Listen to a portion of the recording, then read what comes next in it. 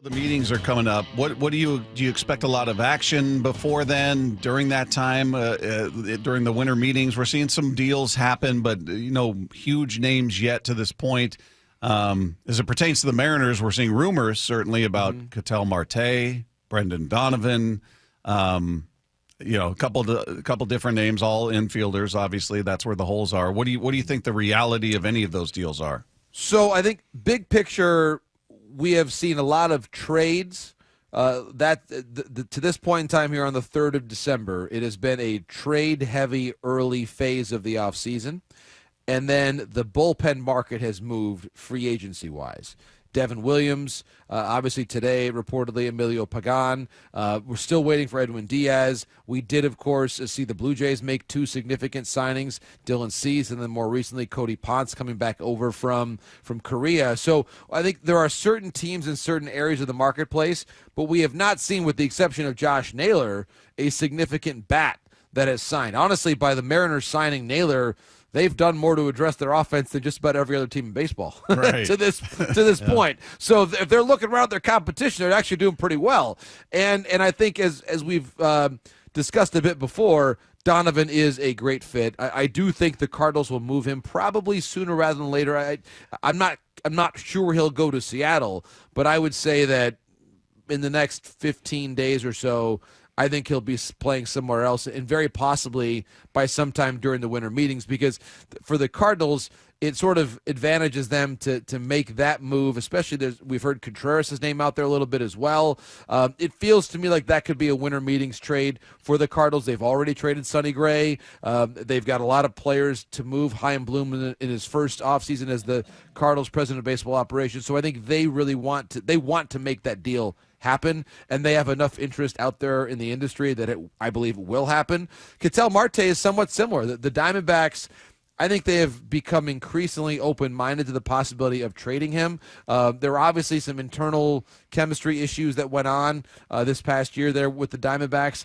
I personally would be less worried about acquiring him, because if I'm with a team that has a very well-established culture like the Mariners do, like the Blue Jays do, a handful of other teams that have really strong identities already formed, you can bring in a player that may have had a bit of a difficult history somewhere else, just with the relationships in the clubhouse, because your culture will override, I believe, whatever smaller issues had existed. So I think that Marte is a player that could move as well. I'm not quite as confident in that trade as I am that Donovan will move, but I do think the Mariners will, at some point in the next couple weeks, add one more infielder and then potentially allow the rest of the group to be competitive among those young players that we've talked about before.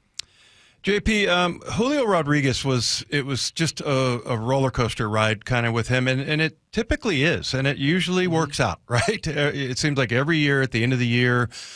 Do you remember a comp or a player like that? And also, do you think that that's just who he is, and that it's probably never going to change, or do you think he's going to be able to sort of level things out? Yeah, that's a great question. I know certainly David Ortiz would have some slower starts at times and then really pick it up. He is someone that comes to mind, and obviously he wound up in the Hall of Fame. But I think for Julio, what I'll say is this. He is now, for a lot of our conversations on this show in recent years, we have talked about how young he is, how young he still is. He still is a pretty young player, but he's now a veteran. He's a young veteran, if you want to call him that. And so I think anything sort of tied to his age as a way of explaining the inconsistency, I think is starting to ring a little hollow. The good news is, from what I can tell, that the time that he spent around the All-Star break, that people that know him and are close to him, I had somebody in the playoffs tell me, John, what he did at the All-Star break, kind of getting away from things, not going to the All-Star game, sort of removing himself from the drama of the day-to-day of the baseball season to recenter himself, was really important for him from a mental standpoint. And I think that he learned some things through that process that I believe will carry over and endure. I think for a lot of super talented players, and he is one, I think those early 20s, those years that you go through, I think in some ways are the process of finding the person and the player that you're going to be, and how you make your peace with the fame and how you can internalize that and make it work for you and not against you. I think this year was a time that he really did that. It's rare that a player is this talented this early and has just an absolutely normal ascent. Even someone as accomplished and calm as Derek Jeter. There was friction between George Steinbrenner and Jeter at different points in his 20s. And again, he settled in quite nicely. So I think that's what we saw Julio do. And I'm at the risk of making a firm prediction. I think that the changes he made in his mental routine and his focus level at the All-Star break are sustainable. He was a different player in the second half. He had, I think, a tremendous run in the postseason as well. And it was interesting, too, to hear him talk. It was before Game 7, actually, in Toronto. I think we may have touched on this, too. He was asked about how much he enjoys anime, Japanese animation. And he went on this, long answer about how much he enjoys it, how it gives him something to take his mind off of baseball. Listen, we've all been around sports a long time. If anime is your vice that you use to take away the focus of baseball, you're doing pretty good. Yeah. Okay, Julio, you don't change a thing, my friend. And really, that is to his credit. That's a mature choice. There have been a lot of less laudable vices chosen by athletes in the history of sports. Okay, there's that anime. Fully support. I'm in a house with kids that love anime. I fully support Julio's choice of anime. I told the kids, I said, "Hey, girls, Julio loves number 44 of the Mariners. He loves anime too." Like they thought that was the coolest thing ever. So I think in a lot of ways that is while it may have the reputation of being something that kids enjoy, it was actually a really mature focus for him to describe, and I thought it was just a beautiful reflection. He was talking about that before Game 7, so I thought that was just a great human moment from Julio.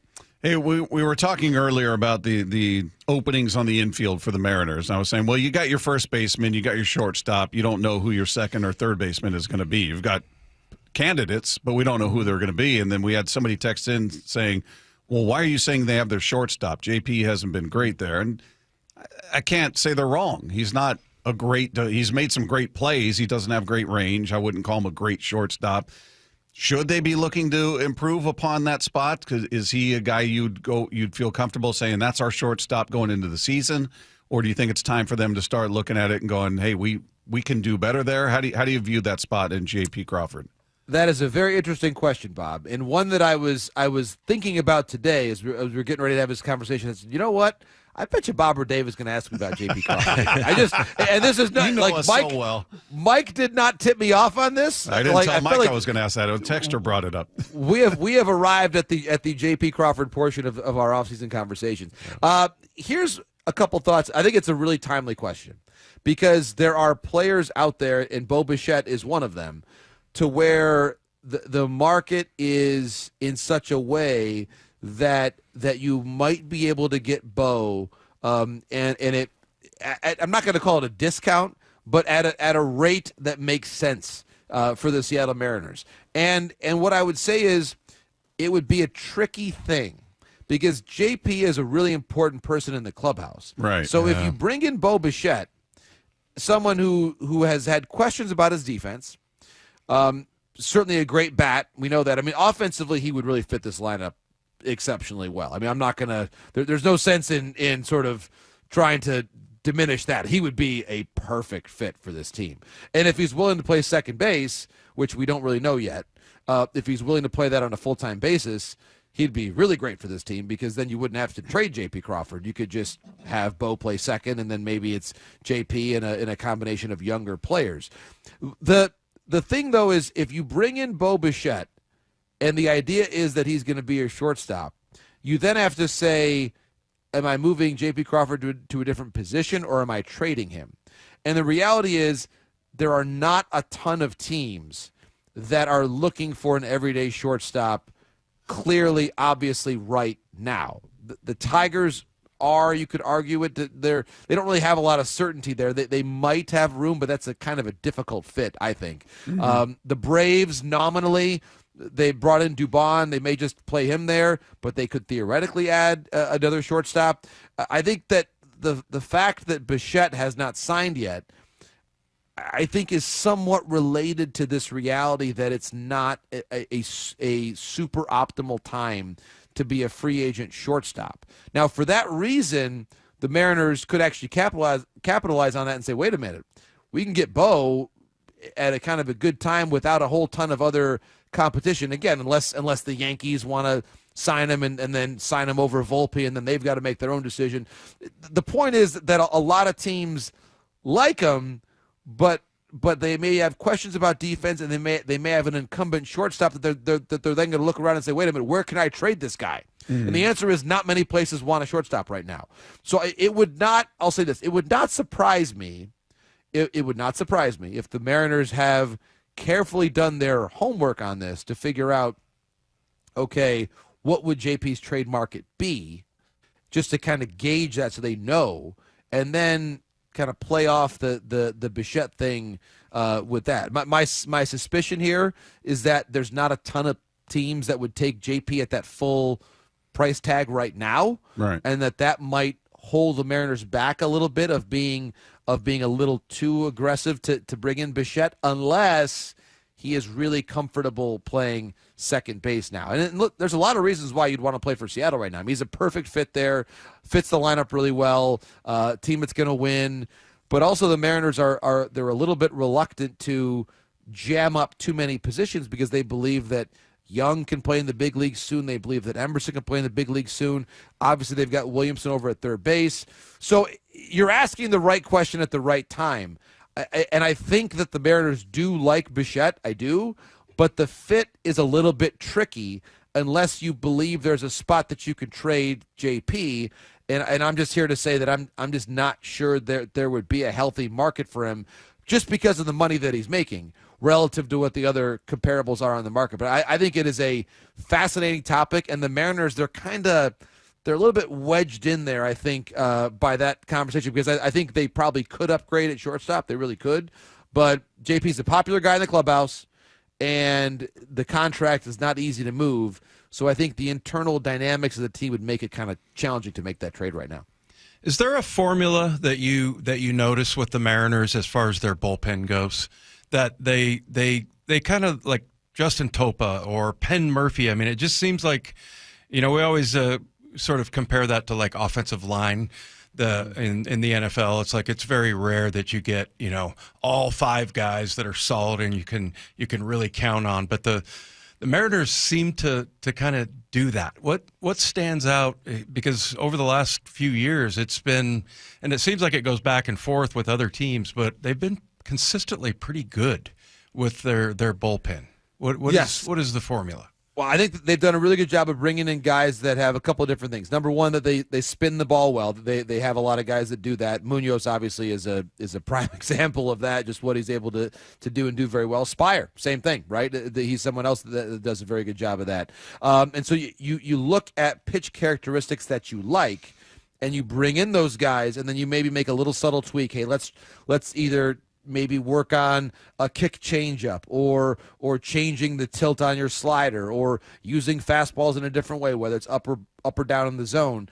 So you have the raw materials that that you like, and that your pro scouting staff does a good job of identifying, and then you move from there. It's whether it's someone like Bizzardo or others that you've brought in that you've had success because you liked the scouting reports and the characteristics. You're not going to hit on every one, but the idea is that if you bring in enough pitchers who have the kind of tools that you like to work with, you can usually fashion that pitcher into someone that really works well in your bullpen. And I'm also a big believer too, and I think you could tell the Mariners adhere to this philosophy as well, of different looks. You should not have an entire bullpen that all throws the same way, same pitches. You want maybe a four-seam guy, maybe a two-seam guy, maybe one guy's a more of a power curveball guy, one guy's more of a slider guy, cutter guy. You kind of mix it around so that way, and we talked about this so much, right, during the course of the ALCS and even the ALDS, of not wanting to have particular guys getting the same look at the same pitcher over and over and over again. You want to have different looks, so that way, again, Kerry Carpenter doesn't see the same reliever over and over again, right? And the idea there is having relievers with different looks. And I think that's something the Mariners, I think they had a pretty good setup this year. Obviously not optimal, but that's something that I think that they're still looking to do, and maybe add one more late inning guy. Peter Fairbanks is out there and available now. Emilio Pagan, as we mentioned, just signed. But I think that's a part of their club that you almost always, if you're a good team, will want to add additional relievers. The Dodgers do it that way. The Blue Jays, I'm sure, will do the same thing. The Mets, they just added Devin Williams. So I do think the Mariners will be a team that look to add one more high-impact late-inning guy, because when you have the same relievers over and over again and they go on a deep October run, it's asking a lot to expect the same group to perform at the same level the following season. Hey, have you heard any rumblings about Murakami or Okamoto, teams that maybe they're leaning towards, or teams that are maybe particularly aggressive in going after them? Anything bubbling since we last spoke about them? Yeah, well, interestingly, I think that the Tigers, I know we talked about them before as being a potential fit. I think less so, because they did have Gleyber Torres come back and accept the qualifying offer, so I think that has now sort of eaten up a lot of their budget with regard to that. I know the topic du jour, are the Pirates really going to sign someone? And I do think that they may be willing to step outside of their comfort zone to bring in one of them, because they do need offense so clearly. So I would say that could be a fit for either of them. But I've said before, I think the Mariners, and again, they may be a little bit wary of blocking Williamson, but you've got to feel, if you're the Mariners, you have to feel really confident that if you're going to bring in one of them, either Okamoto or Murakami, Okamoto the better defensive player, he also strikes out less, doesn't have the same power that Murakami does. He may be the surer thing.